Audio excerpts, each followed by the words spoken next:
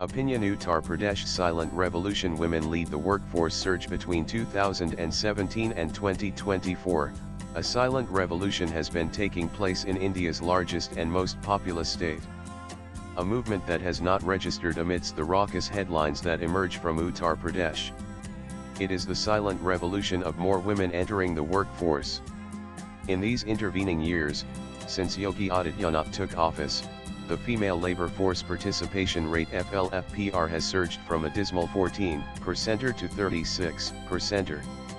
While it's still below the national average of 45%, it is nonetheless a dramatic breakthrough and is expected to continue to rise, powering the 1 trillion economy goal set by Chief Minister Yogi Adityanath. The Women Economic Empowerment WE Index, a key barometer that tracks these figures, says that a sustained policy effort under CM Yogi Adityanath, which has placed women at the center of government policy priorities, has made the difference. When CM Yogi took office in 2017, he inherited a legacy of Gundaism in the streets and perilous safety standards for women.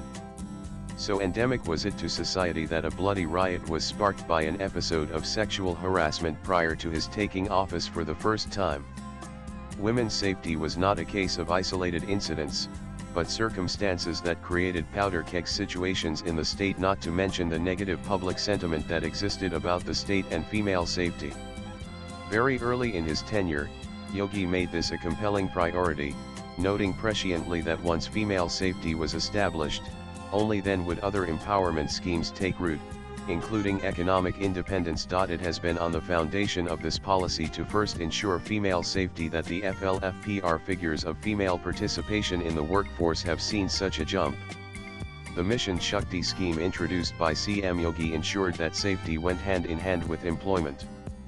For example, if the new regulations permitted women to work night shifts, then employers had to ensure that safety guidelines were followed.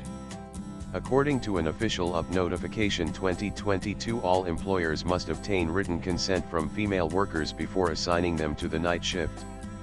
Furthermore, there should be a minimum of 4 women at the workplace, and facilities like pickup and drop from the residence must be provided, as well as bathroom facilities and safe lighting in the workplace.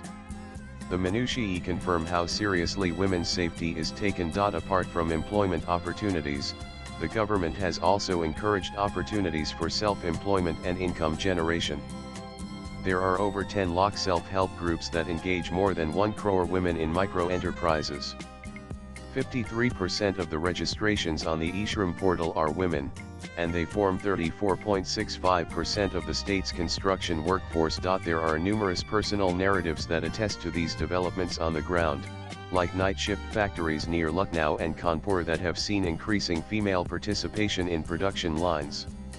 In eastern Uttar Pradesh, which is seeing rapid infrastructure development, construction clusters are employing thousands of workers, and a sizable number are women. However, it would be a mistake to view this development only through the lens of data points. This shift underlines a far more significant move, a change in social expectations and dynamics. Employment ensures greater mobility for women, and financial decision-making gives them agency. It is heartening to note that in Uttar Pradesh, these changes are being observed in semi-urban and rural areas. However, there are still challenges. While the increase in participation is heartening, it is still dominated by the unorganized sector and seasonal work, a circumstance prevalent nationwide.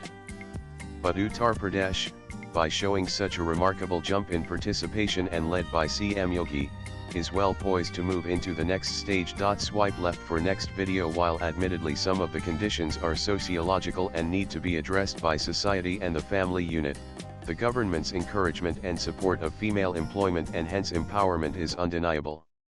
With its large demographic advantage and area, the state, often referred to as a trouble spot in the past and a reflection of India's failure to realize its post-independence promise, seems to finally be turning the tide. Powered by none other than the women of the state, taking one steady step at a time. Advaita Kala is a best-selling novelist and award-winning screenwriter. The views expressed in this article are those of the author and do not represent the stand of this publication. Latest blogs.